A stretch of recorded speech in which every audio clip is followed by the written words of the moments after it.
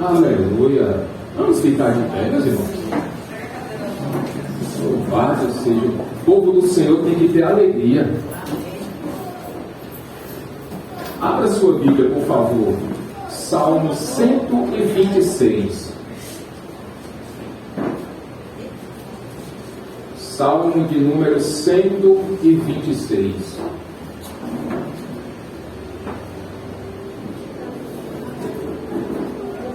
Todos encontraram? Eu vou ler, meus irmãos, os 3 primeiros versículos. E eu queria que vocês lessem os 3 últimos. Eu vou ler o 1, 2 e 3. E a igreja lê o versículo 4, 5 e 6, tá certo? Quando o Senhor trouxe os cativos de volta a Sião, foi como um sonho. Então a nossa boca encheu-se de riso, e a nossa língua de cantos de alegria. Até as outras nações diziam: o Senhor fez coisas grandiosas por este povo. Sim, coisas grandiosas fez o Senhor por nós. Por isso estamos alegres.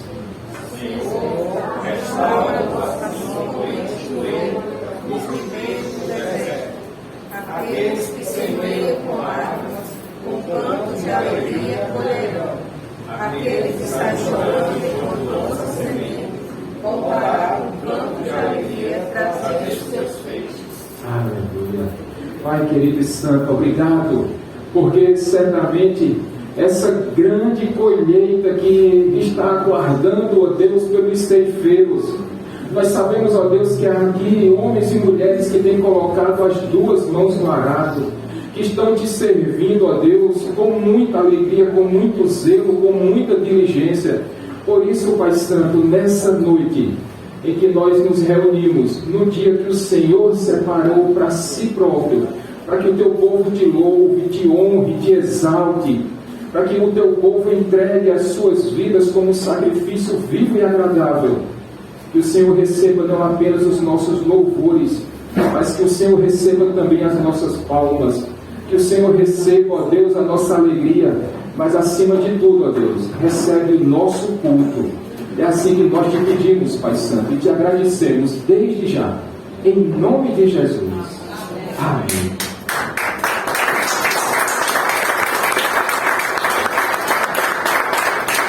E eu convido toda a igreja do Senhor a cantar, a louvar com a sua voz e com as suas palmas nessa noite. Graças a Deus. Quantos estão felizes? Quantos vieram felizes para glorificar o nome do Senhor? Amém. Aleluia.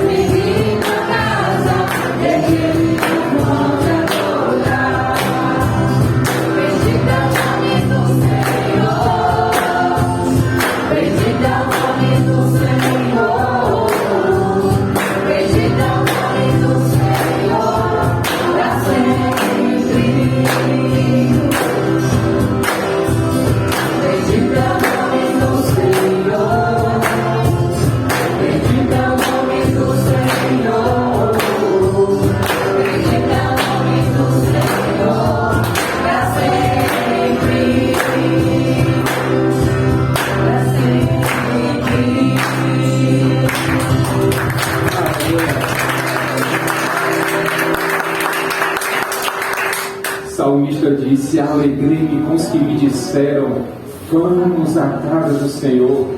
E um sentimento que nós encontramos na casa de Deus, meus irmãos, dentre tantos outros, é a alegria que o povo de Deus tem quando se reúne.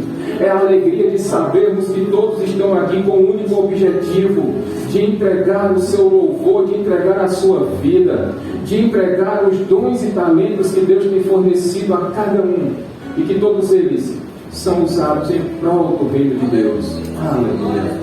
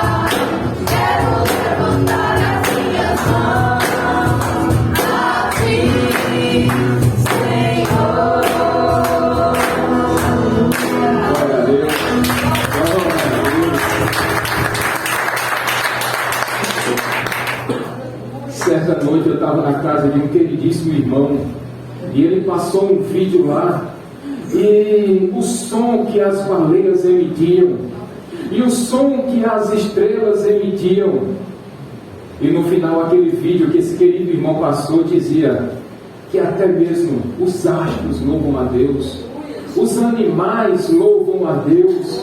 Meus irmãos, os seres vivos, nós que fomos dotados e capacitados com inteligência, louvamos a Deus com toda alegria, não apenas porque Ele nos dotou com inteligência, mas porque todo ser que vive deve louvar o nome do Senhor. Aleluia.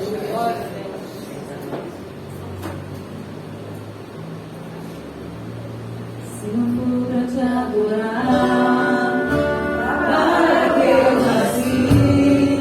Se não for pra te servir, porque eu estou aqui. Se eu quero te adorar,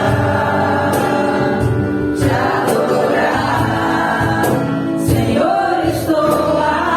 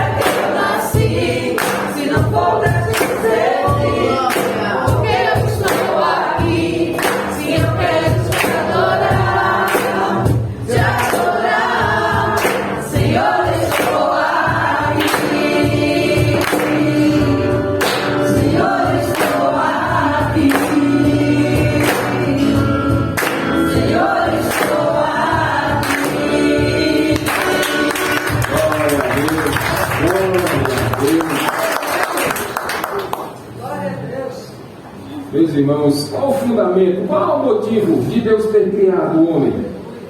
Para que nós pudéssemos louvá-lo, glorificá-lo e para que nós nos agradássemos nele. Então, meus irmãos, esse é o motivo pelo qual todos nós estamos aqui, para adorar o nosso Deus, para dizer o quão importante Ele é em nossa vida, para dizer que Ele é não apenas o Rei dos Reis, o Senhor dos Senhores, mas que Ele é também o nosso Pai, o Pai bondoso, o Pai zeloso, misericordioso e que tem sustentado os seus filhos todos os dias das suas vidas. Aleluia!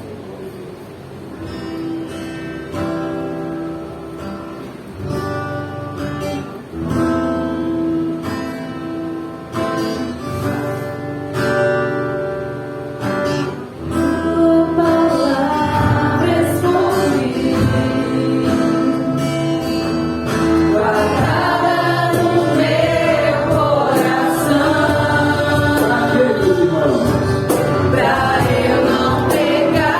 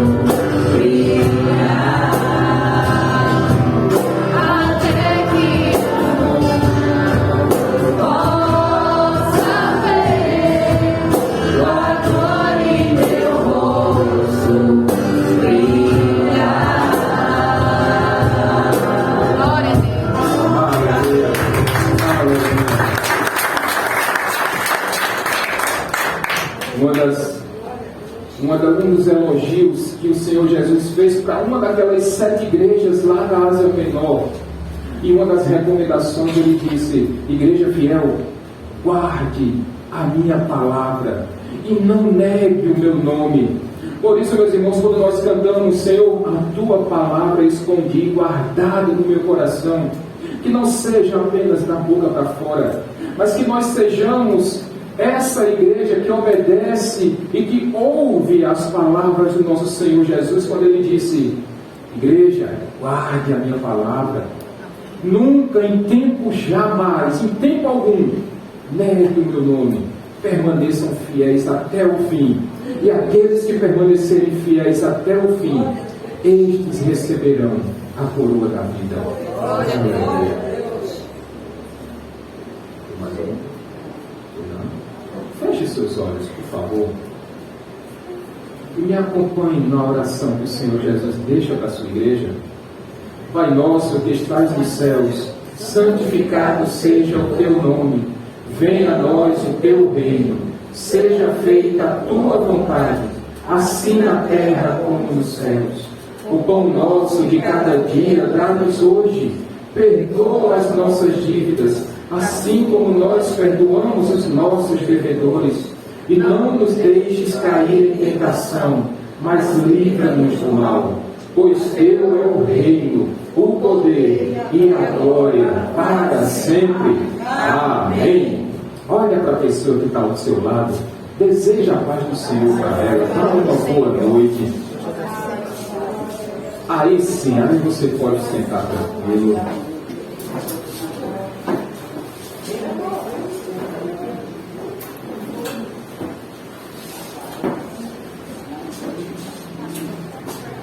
Boa noite mais uma vez, meus irmãos.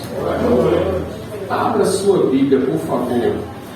No último livro lá da Bíblia, no livro de Apocalipse, capítulo 3.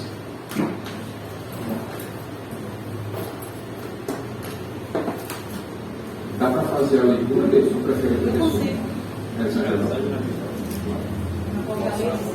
Apocalipse, capítulo 3. E quando você encontrar, por favor, em referência à palavra, fique de pé. A leitura vai ser do versículo 14 até o versículo 22. Todos encontraram? Ao anjo da igreja em Laodiceia, escreva: estas são as palavras do Amém, a testemunha fiel e verdadeira, o soberano da criação de Deus. Conheço as suas obras, sei que você não é frio nem quente. Melhor seria que você fosse frio ou quente. Assim, porque você é morno, não é frio nem quente. Estou ao ponto de vomitá-lo da minha boca. Você diz: estou rico, adquiri riquezas e não preciso de nada. Não reconhece, porém, que é miserável, digno de compaixão, pobre, cego e que está nu. Dou-lhe este conselho: compre de mim ouro refinado no fogo e você se tornará rico. Compre roupas brancas e vista-se para cobrir a sua vergonhosa nudez. E compre colírio para ungir os seus olhos e poder enxergar. Repreendo e disciplino aqueles que eu amo. Por isso, sejam diligentes e arrependam-se. Eis que estou à porta e bato. Se alguém ouvir a minha voz e abrir a porta, entrarei, cearei com ele e ele comigo.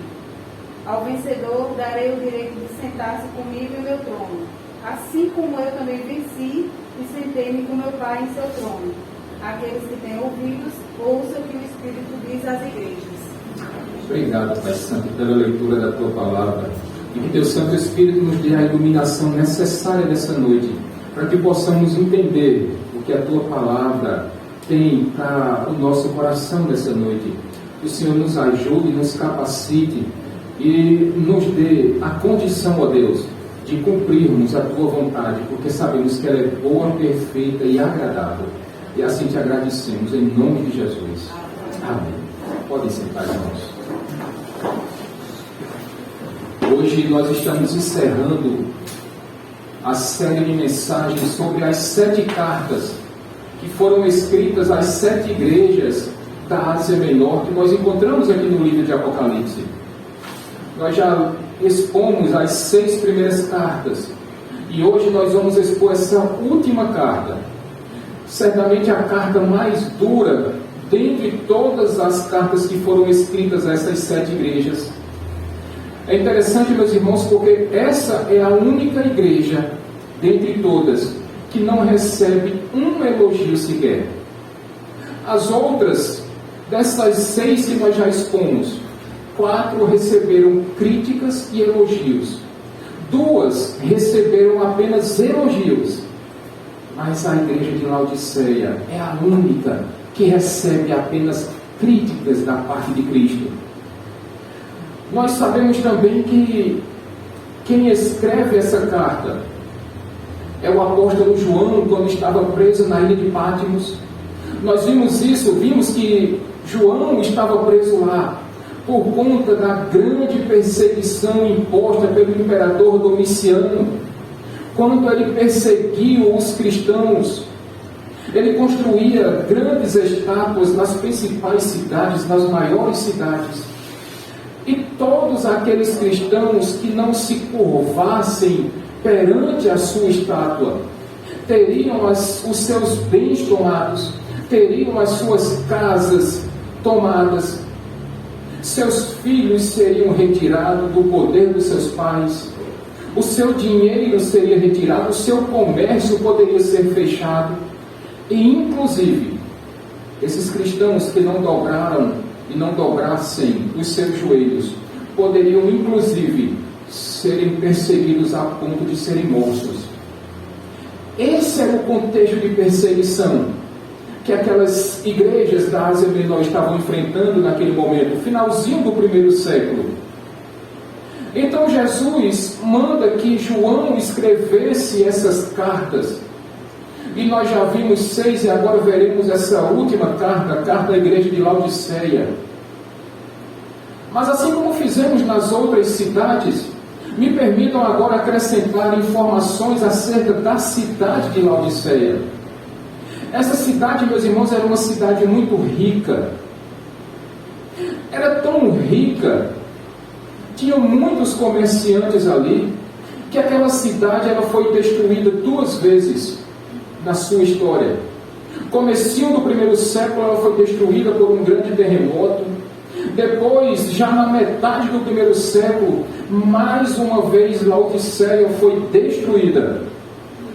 Mas porque aquela cidade era muito rica, ela rejeitou a ajuda do Império Romano, ela rejeitou o dinheiro do imperador e disse: nós não precisamos do seu dinheiro.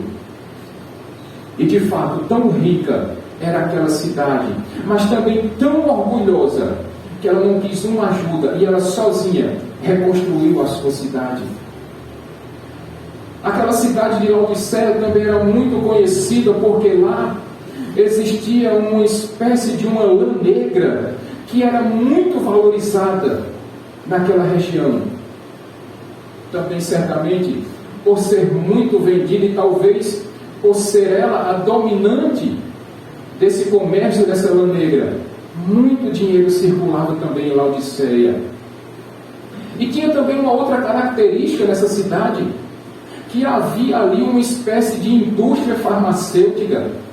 E muitas pessoas dali desenvolveram, meus irmãos, um certo colírio, que era quase um colírio milagroso, que curava muitos problemas dos olhos dos cidadãos,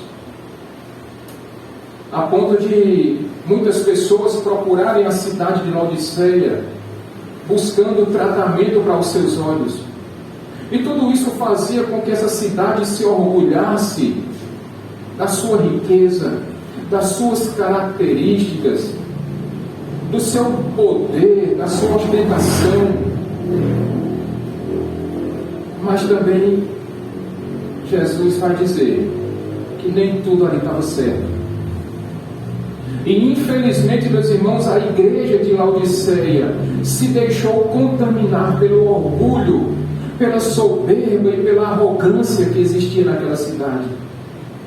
E é por isso que agora nós vamos ver o que Jesus escreve para aquela igreja, o que Jesus manda João escrever àquela igreja. E no versículo 14, Jesus manda dizer: ao anjo da igreja de Laodiceia. E nós sabemos que o anjo da igreja, Jesus estava se referindo ao pastor, à liderança daquela igreja.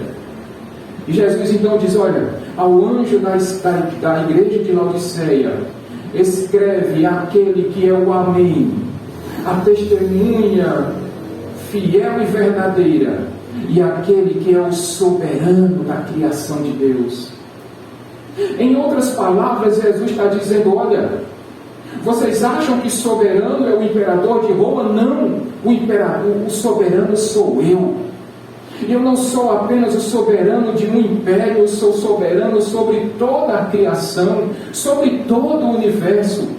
Eu sou aquele que, pelo poder da minha palavra, criou todas as coisas. E se eu sou o Criador, vocês são criaturas. E porque fui eu mesmo que criei todas as coisas, então eu posso testificar. Porque como fui eu que fiz, eu posso garantir, eu posso assinar embaixo. É por isso também que eu sou a testemunha fiel e verdadeira. E sendo essa testemunha fiel, eu posso assinar embaixo e eu posso dar a última palavra, porque eu sou o Amém. Eu sou o ômega, eu sou aquele que dita e que diz a última palavra. E o que eu disser está dito, porque eu sou o Criador de todas as coisas. Certamente Jesus, meus irmãos, estava dizendo essas palavras, porque talvez em algum momento da caminhada daquela igreja, ela tenha se esquecido da soberania de Cristo. Ela já tinha ouvido falar sobre isso, mas talvez ela tivesse, por causa da sua arrogância, ela tivesse esquecido que não eram eles os habitantes, os soberanos. O soberano sempre foi e sempre será Jesus Cristo. E Jesus está lembrando isso a essa igreja. Vocês são criaturas, eu fui que criei vocês. Por isso eu posso dar a última palavra, porque eu sou o próprio Deus. A última palavra sempre vai ser a minha. E Jesus fez questão de dizer isso.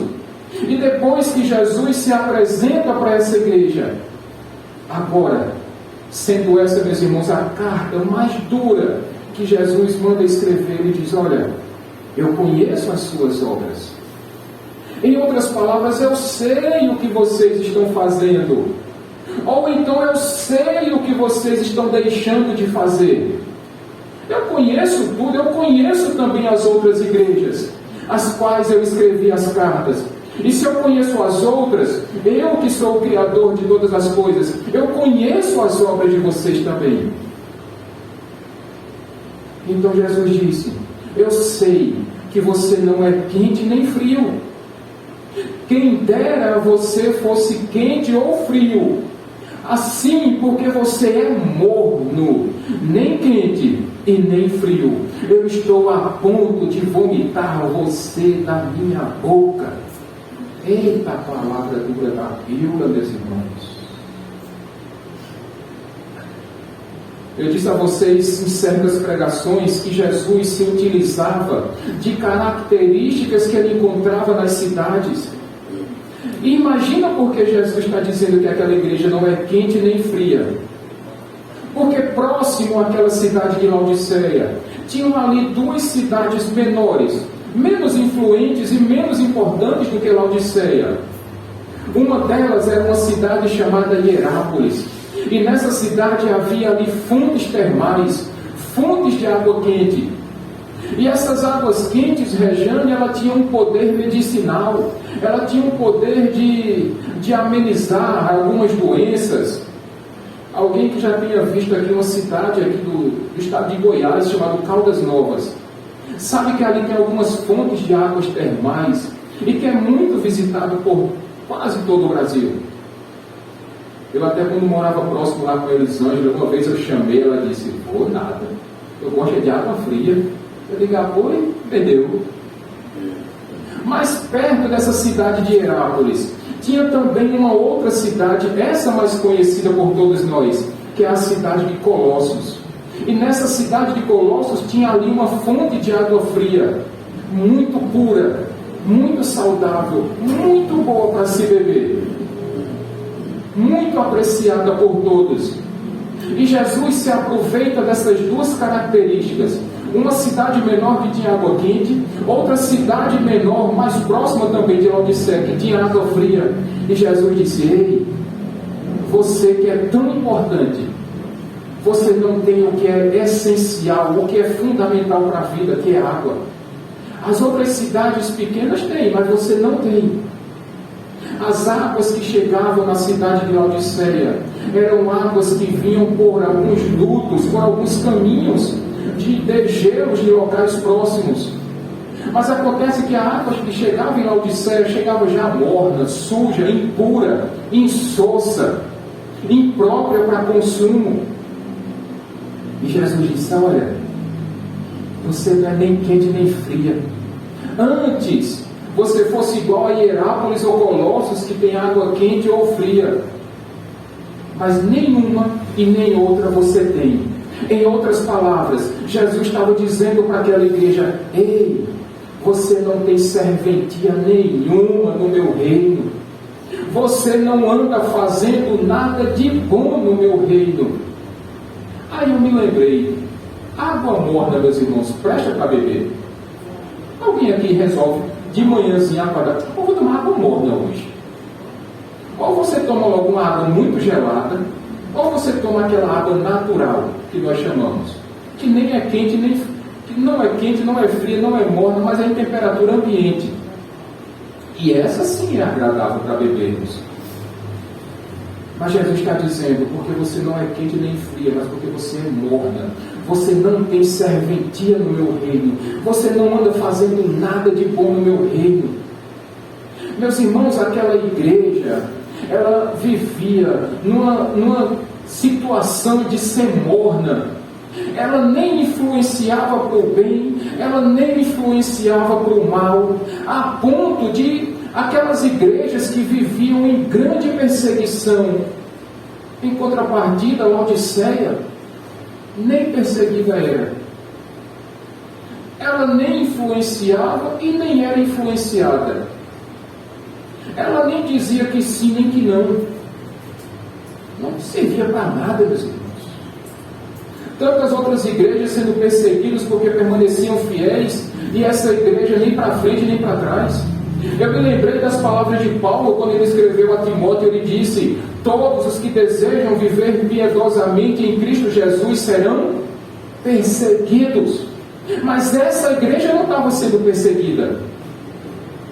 Ela não tinha importância nenhuma. Ela tinha conhecimento do Evangelho, mas ela nem se preocupava em ensinar o Evangelho e nem tampouco em propagar o Evangelho de Jesus Cristo às outras cidades próximas, às outras pessoas. Era uma igreja irrelevante perante a sociedade. E porque essa igreja não tinha serventia nenhuma, Jesus agora está dizendo: eu estou enojado de vocês. Olha, eu estou por aqui com vocês na minha frente. Eu estou a ponto de vomitá-la na minha boca. Uma igreja que não tinha função nenhuma no reino de Deus. Meus irmãos, e para nossa tristeza, há muitos cristãos que se encontram nessa situação de estarem mornos ou mornos hoje em dia. São crentes, são cristãos que não pregam o Evangelho, são cristãos que não influenciam ninguém, são cristãos que passam desapercebidos por aí. Ninguém sabe que a pessoa é crente, a pessoa não dá nenhuma paz do Senhor para outra que ia passando. Hoje eu brinquei com a Elisângela, quando a gente estava vindo para cá, nós passamos numa rua e eu escutei duas senhoras falando: ei, a paz do Senhor, irmã. Eu digo: olha, aí tem crente nessa história. Eu não sei nem quantas tinham, mas eu sabia que ali tinha crente, porque elas tinham ali uma característica, elas estavam dando ali a paz de Jesus Cristo. Mas os crentes, alguns que nós encontramos hoje, que parece que saíram diretamente de Laodiceia para os dias de hoje, não dão a paz do Senhor, não leem mais a Bíblia, não oram, não evangelizam, às vezes nem coragem de ir para a igreja mais tem.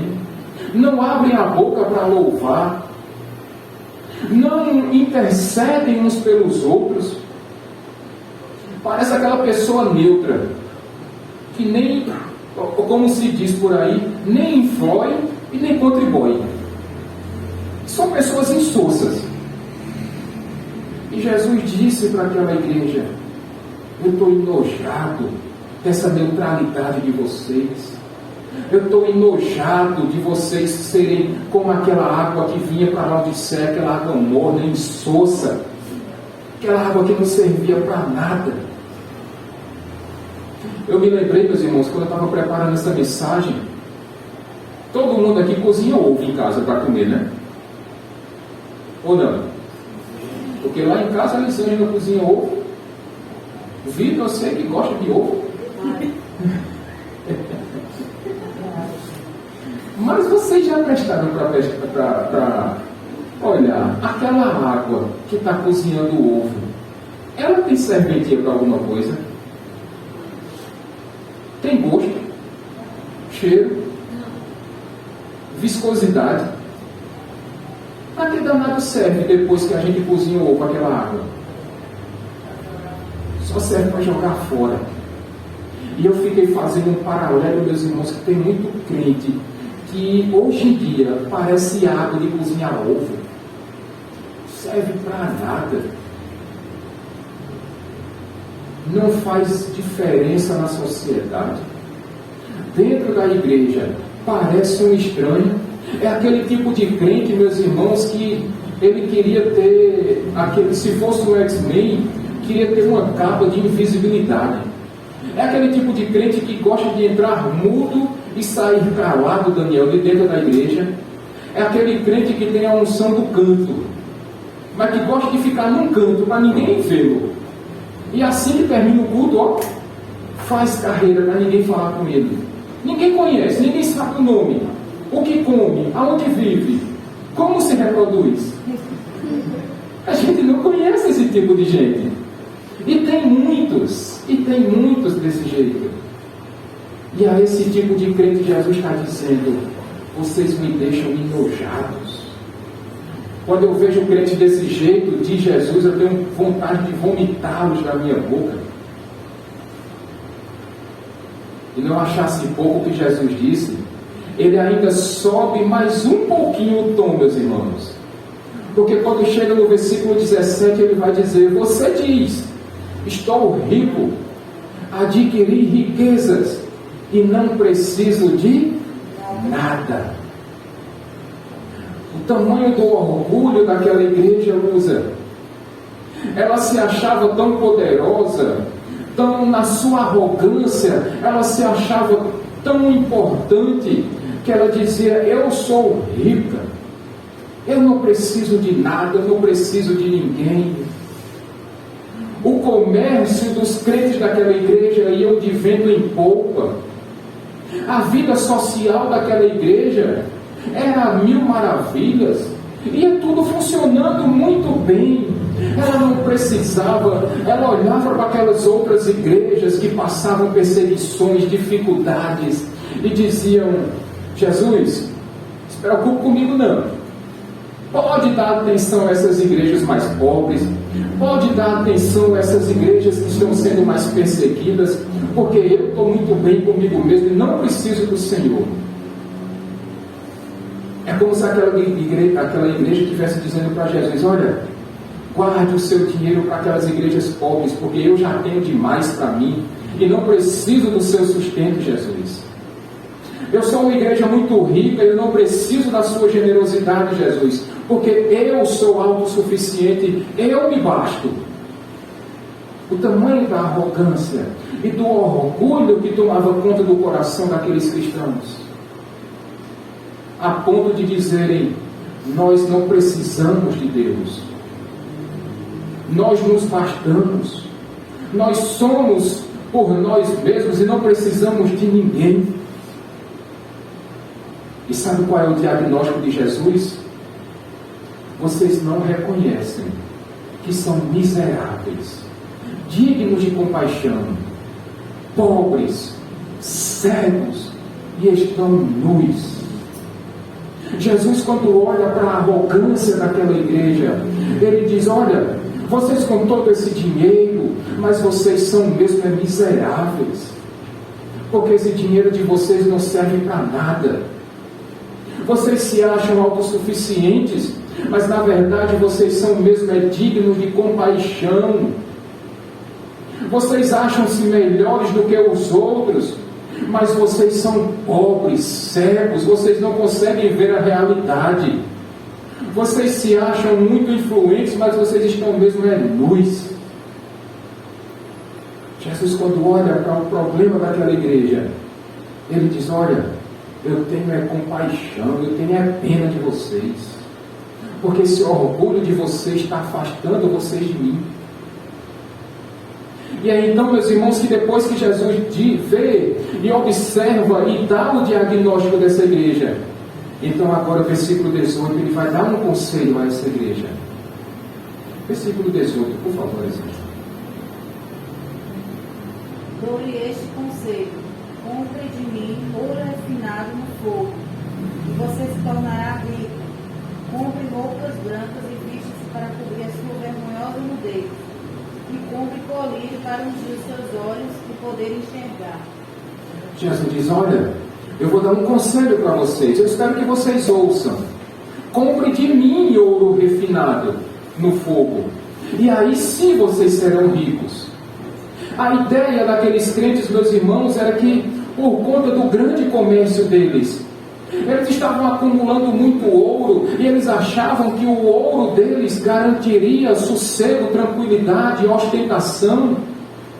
Mas Jesus está dizendo: olha, esse ouro de vocês, ele pode se acabar. Essa riqueza de vocês, a traça, a ferrugem, o ladrão pode vir tomar de vocês. Mas eu vou dar um conselho a vocês: comprem de mim ouro refinado, e aí sim vocês serão ricos. Quando Jesus está dizendo isso aqui, que compre ouro dele, meus irmãos, Jesus está dizendo: olha, busque em mim e busque de mim a fé salvadora. Essa é a maior riqueza que nós temos.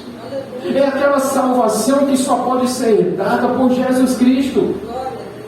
E uma vez que nós recebemos essa salvação, e olha que ela veio de graça, e uma vez que nós herdamos essa salvação, Jesus diz: agora sim, vocês vão saber o que é riqueza. Porque essa riqueza da terra passa, meus irmãos, mas o tesouro que nos está garantido no céu, essa nem a ferrugem, nem a traça e nem o ladrão tirou de nós.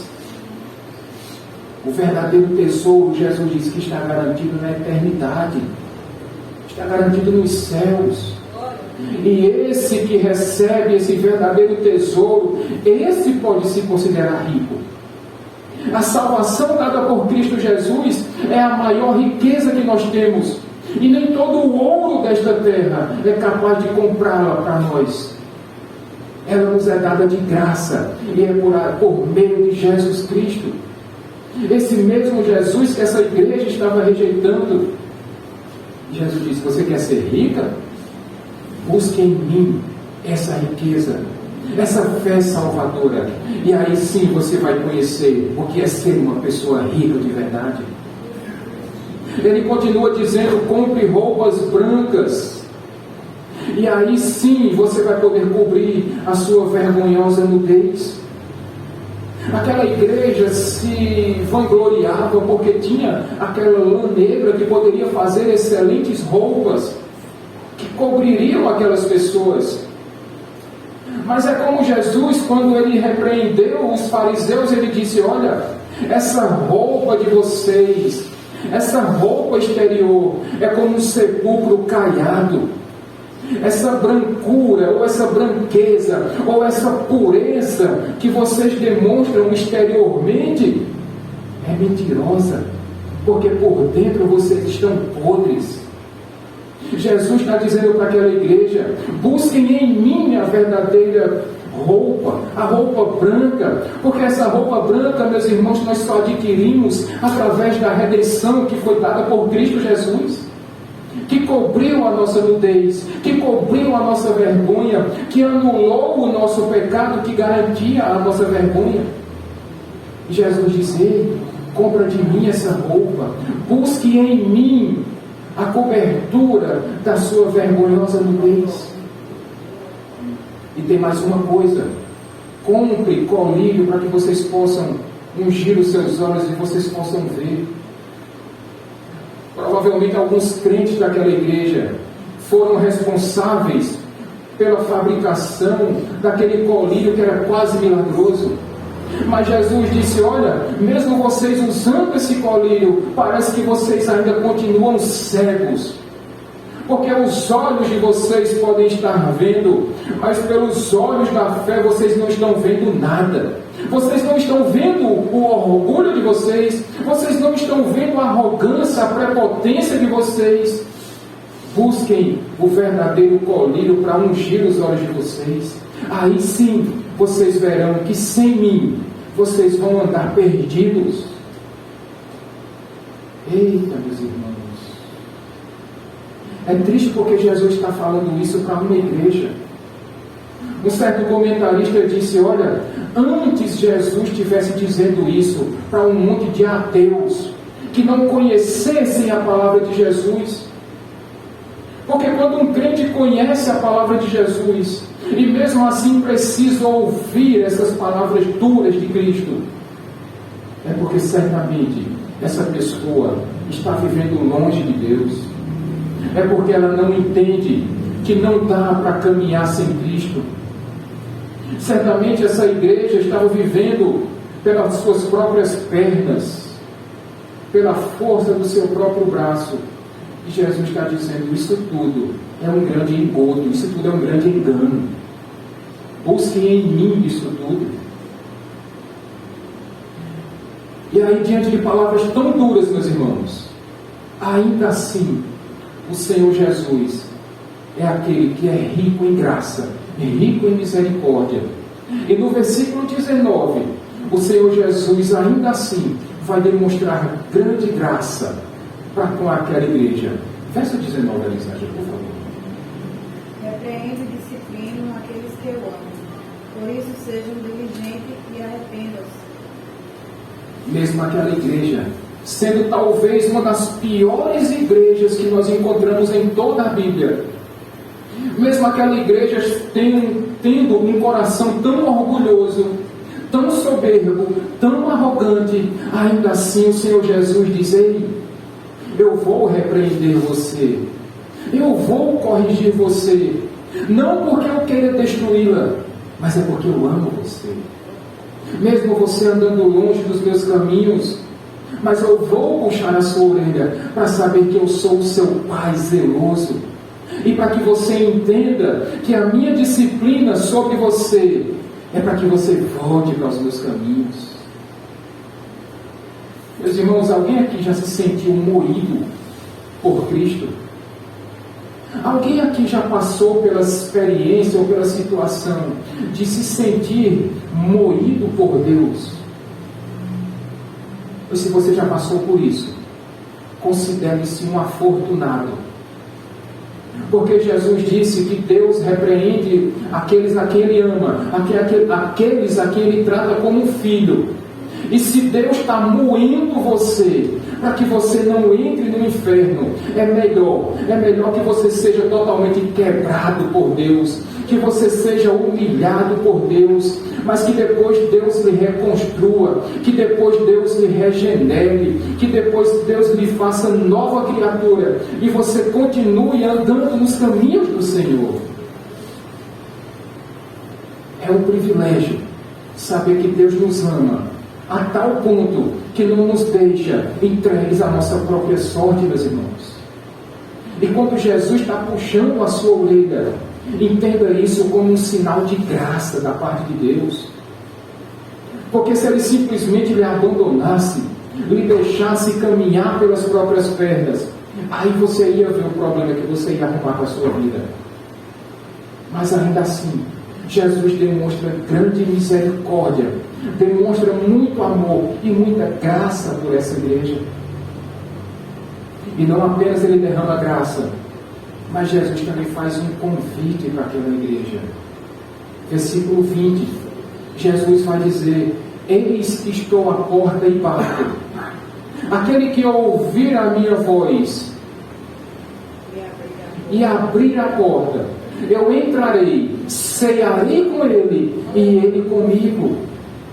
Percebam, meus irmãos, que Jesus não está falando isso para pessoas de fora, não. Jesus está falando isso para a igreja dele. Esse versículo é muito mal utilizado quando as pessoas acham que a gente pode falar isso para qualquer pessoa, mas Jesus está falando isso para a igreja dele. Aí talvez você possa pensar, mas então quer dizer que aquela igreja tinha pessoas que não eram convertidas? Exatamente. Tinha pessoas que precisavam ser convertidas a Cristo naquela igreja.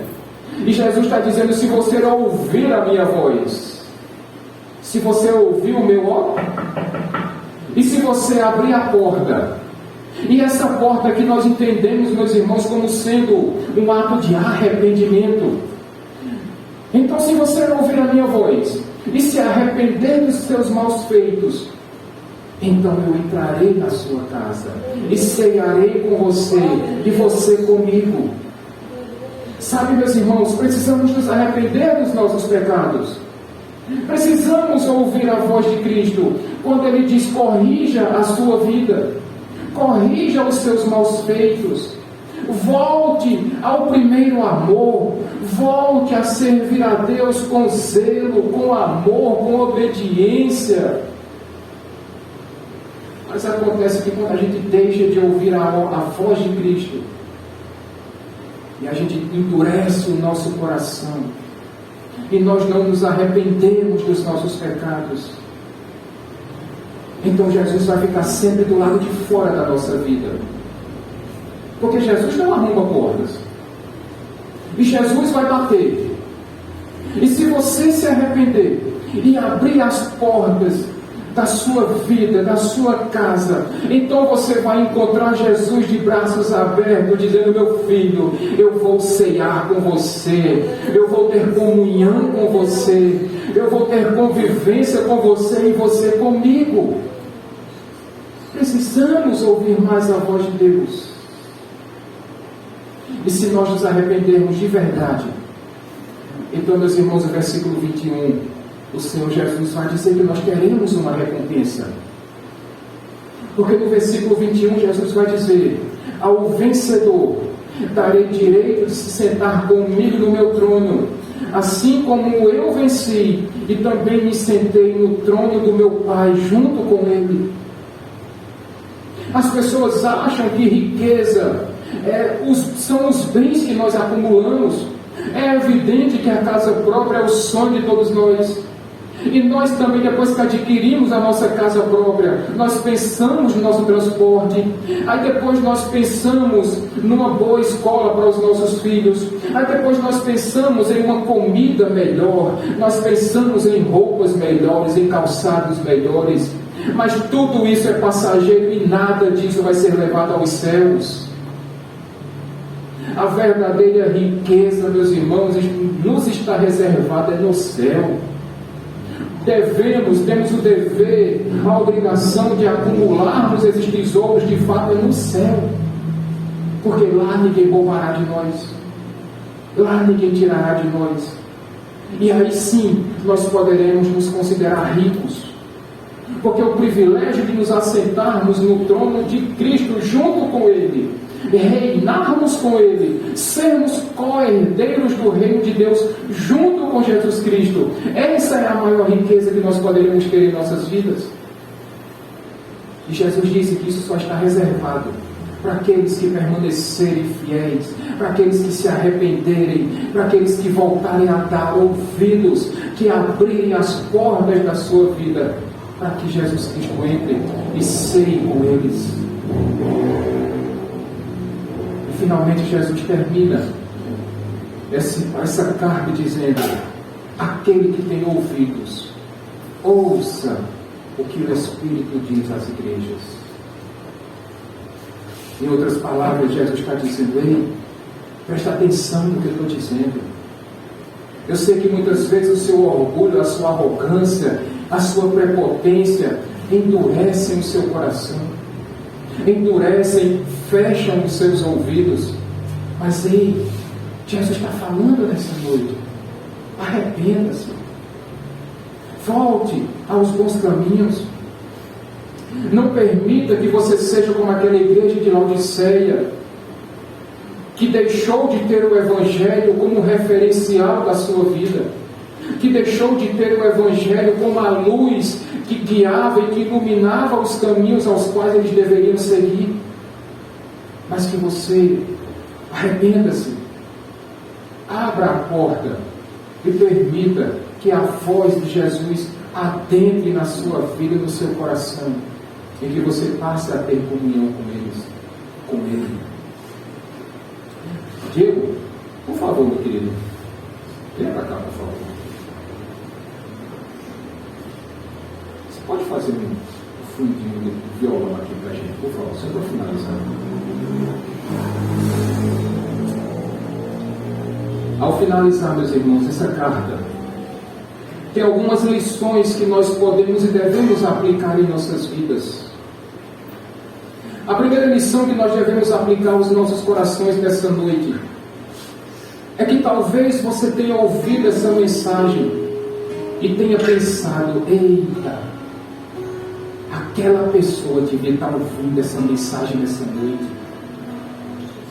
Tem uma pessoa, pastor, que eu estou pensando aqui nessa noite e ela tinha que estar escutando isso aqui.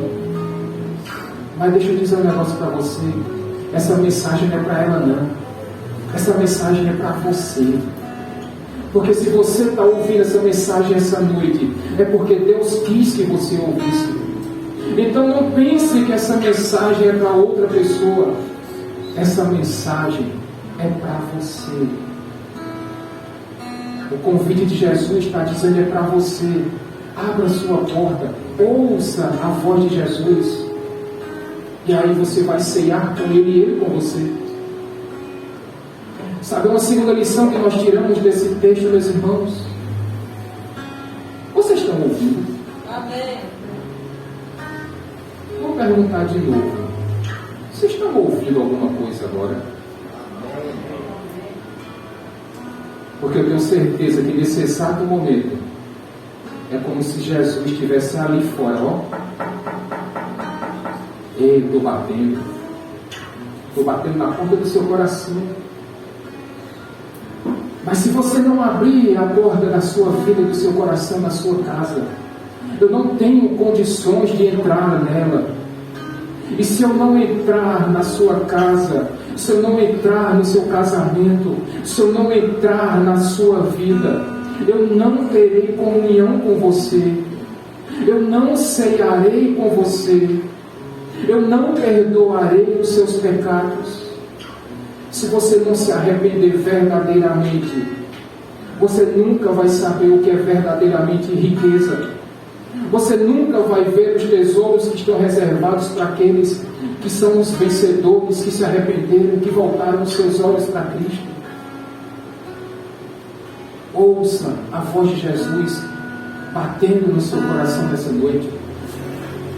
Uma terceira lição, meus irmãos, que nós podemos extrair desse texto é que um crente de verdade é aquele que se arrepende dos seus pecados. Mas assim como Jesus disse: olha, vocês precisam perdoar uns aos outros 70 vezes 7, mas é todo dia, toda hora, todo instante. E da mesma forma, um cristão genuíno, um cristão verdadeiro, é aquele que se arrepende todos os dias, quantas vezes forem necessárias. É quando você, marido, briga com a sua esposa. É quando você, esposa, discute com seu marido. É quando você, filho, é rebelde para com os seus pais. É para quando você, pai, é negligente na educação dos seus filhos. É para quando você, funcionário, desrespeita o seu patrão. É para quando você, patrão, não é um bom patrão, honesto para com os seus funcionários. E Jesus disse: todas as vezes que você fizer isso, você precisa se arrepender, quantas vezes forem necessárias. E não pode existir orgulho no seu coração. Precisa sim ter a humildade de reconhecer que errou e pedir perdão e se arrepender e não praticar mais isso. penúltima lição, meus irmãos, que nós extraímos desse texto é que todo crente verdadeiro, ele precisa caminhar junto com uma família de fé. Porque quando um cristão, ele vem à casa do Senhor, e ele congrega com os seus irmãos, então ele entende que não pode ser autossuficiente, que não pode caminhar sozinho, que não existe lobo solitário. O crente precisa viver em comunhão, porque aí ele vai entender que ele não vive sozinho, que tem outras pessoas que passam pelos mesmos problemas, que compartilham das mesmas dificuldades, mas que também são aqueles que ajudam-se uns aos outros, que encorajam-se uns aos outros, que incentivam uns aos outros, que muitas vezes enxugam as lágrimas uns dos outros, mas que também conseguem sorrir com a alegria do outro. É por isso que nós precisamos viver em comunhão, em comunidade. E finalmente, meus irmãos, uma última lição que eu queria tirar desse texto é que todos os dons e talentos que Deus te deu precisam ser usados em favor do reino de Deus. Aquela igreja de Laodiceia não servia para nada. Por isso Jesus disse: eu estou com nojo de vocês. Eu estou a ponto de vomitá-los da minha boca.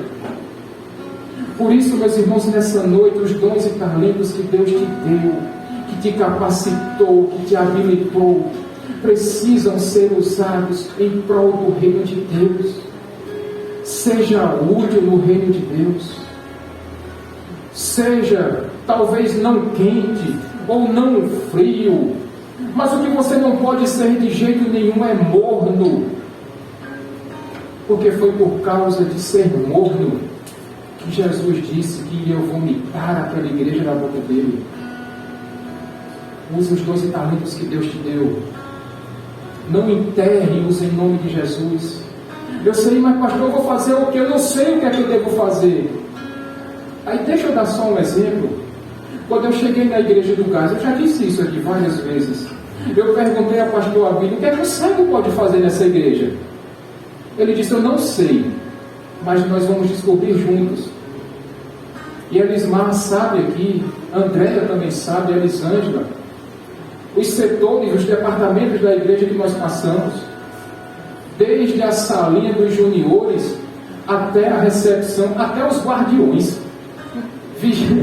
vigiando os carros da igreja. Não sei como, mas eu estava lá. Quem passava não sabia que eu era cego, mas eu estava lá. Olhava para um lado da rua, olhava para o outro, e aí os homens da igreja diziam: vigiando tudo, né, irmão? Diga amém. Aí Jesus quer ver a sua disposição. Eu não sou perfeito, eu também não sou, não. E a nossa incapacidade, Deus usa, Deus habilita, Deus capacita, Deus transforma, Deus regenera, meus irmãos. Mas precisa que você saia da sua zona de conforto e coloque à disposição de Cristo os dons e talentos que Ele mesmo deu para você. Que não sejamos como a igreja de Laodiceia, mas que sejamos uma igreja que faz diferença no nosso bairro, na nossa cidade, mas que também faz a diferença para os nossos vizinhos, para os nossos familiares. Eu finalizo a mensagem por aqui, meus irmãos, terminando a série de mensagens sobre as 7 cartas às igrejas da Ásia Menor. Que tudo que foi dito ao longo desses vários domingos fiquem guardados nos corações de vocês, mas que não apenas guardados, mas que vocês coloquem em prática em prol do reino de Deus, em nome de Jesus. Vamos ficar de pé, meus irmãos.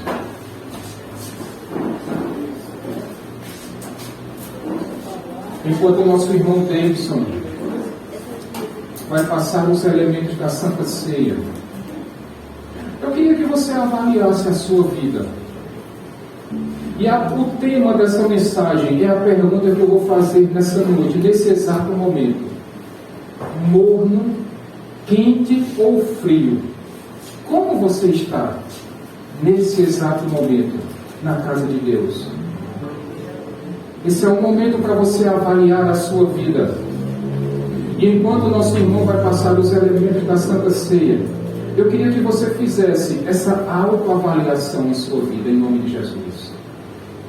Pode passar os elementos, meu irmão, por favor.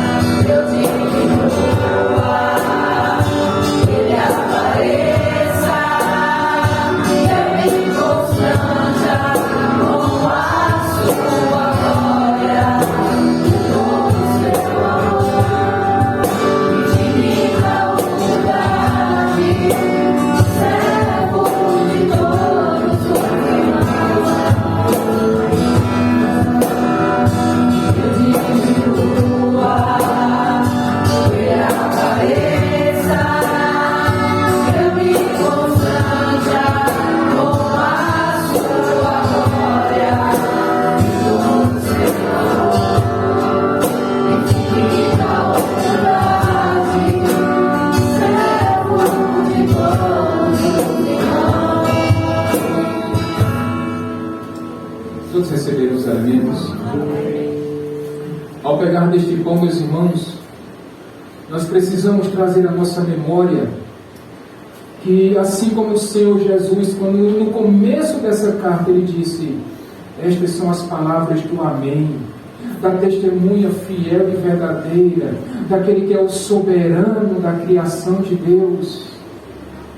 E nós precisamos sempre nos lembrarmos que este mesmo Deus soberano sobre todas as coisas é o mesmo Deus que se esvaziou da sua glória, se humilhou a tal ponto de se entregar naquela cruz do Calvário para perdoar o pecado de miseráveis pecadores como éramos nós. E essa foi a maior demonstração de amor que o mundo já viu. E ao comermos deste pão, meus irmãos, nós estaremos trazendo à nossa memória a maior demonstração de amor, feita no momento em que nós não éramos merecedores desse amor. Comamos todos.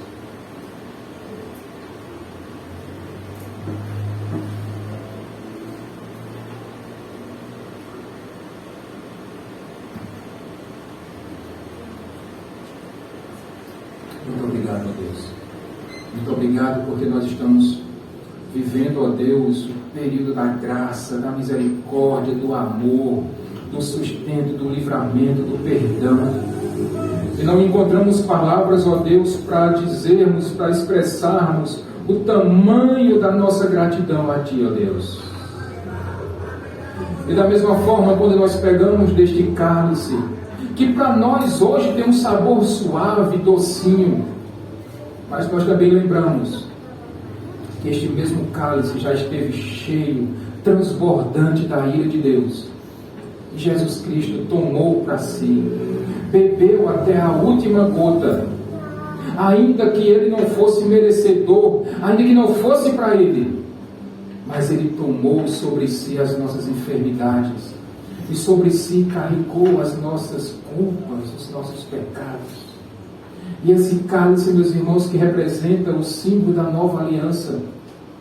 E quando nós bebemos deste cálice, nós também estamos trazendo à nossa memória que foi necessário o Senhor Jesus derramar o seu sangue, para que hoje nós sejamos purificados e possamos ser revestidos daquela mesma roupa branca que Ele disse que nós devíamos buscar nele.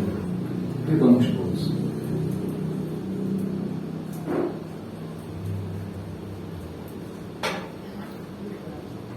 Muito obrigado, Pai Santo, mais uma vez. Obrigado pelo Teu povo. Obrigado pela Tua palavra. Obrigado pelo sacrifício do Teu Filho feito por nós, ó Deus. E que o amor de Deus Pai, que a graça do nosso Senhor Jesus Cristo e as consolações do Espírito Santo sejam derramadas sobre a sua vida, hoje e para todo sempre. Amém. Que Deus te abençoe, rica e abundantemente. E até quinta-feira, se o Senhor assim nos permitir. Obrigado a Ele.